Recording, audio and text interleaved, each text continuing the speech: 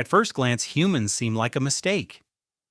Compared to almost every other mammal on Earth, we look strangely unfinished. No thick fur, no natural armor, just bare skin. So the question is simple. Why did humans lose their fur? And even more strangely, why did we never get it back? To understand this, we need to go back millions of years. When early human ancestors first appeared in Africa, they actually did have fur, just like chimpanzees and other primates. That fur wasn't decoration, it was survival. It protected them from sunburn, cold nights, and insect bites. It helped regulate body temperature. So losing it makes no sense at first, because in nature, losing protection usually means dying out. But humans didn't die out. They did something far more unusual. They adapted. One of the leading theories starts with a simple problem: heat.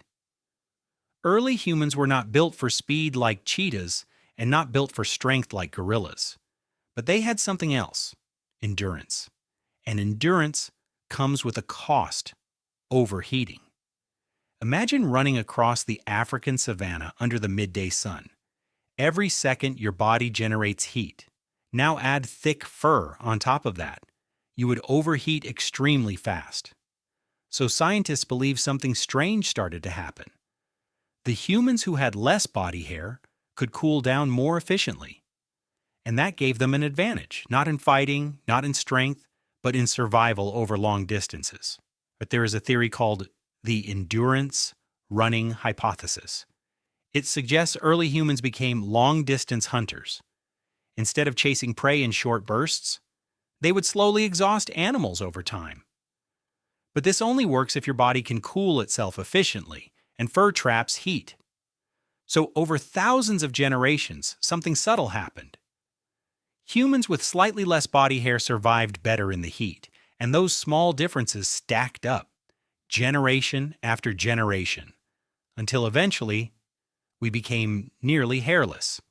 But heat is only part of the story.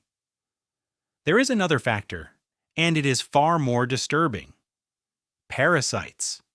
Fur is the perfect home for ticks, lice, and other insects. For a species living in warm, humid environments, thick fur becomes less of a shield and more of a habitat for disease. So losing fur may have also reduced the parasite load dramatically. Less fur equals fewer infections equals higher survival rates. But here is where it gets really interesting. Because humans didn't just lose fur, we replaced it with something else: sweat. Humans are one of the only mammals on Earth that can sweat efficiently across most of the body, and sweating is extremely powerful. It turns your skin into a built-in cooling system. Instead of trapping heat like fur, it releases it. This combination, sweating plus hair loss, is what made humans unusually good at long-distance survival. It changed everything: hunting, migration, even civilization itself.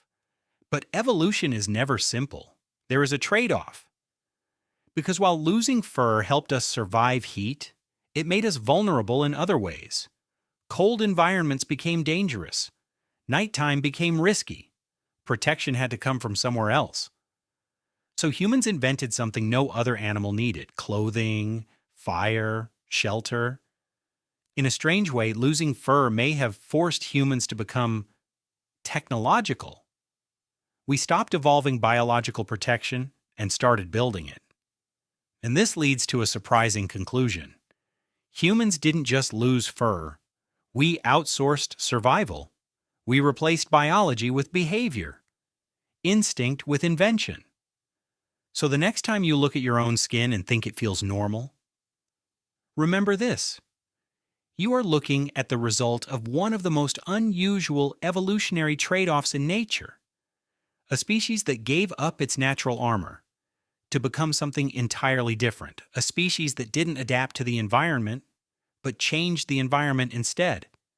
And all of it started with one simple shift: losing our fur.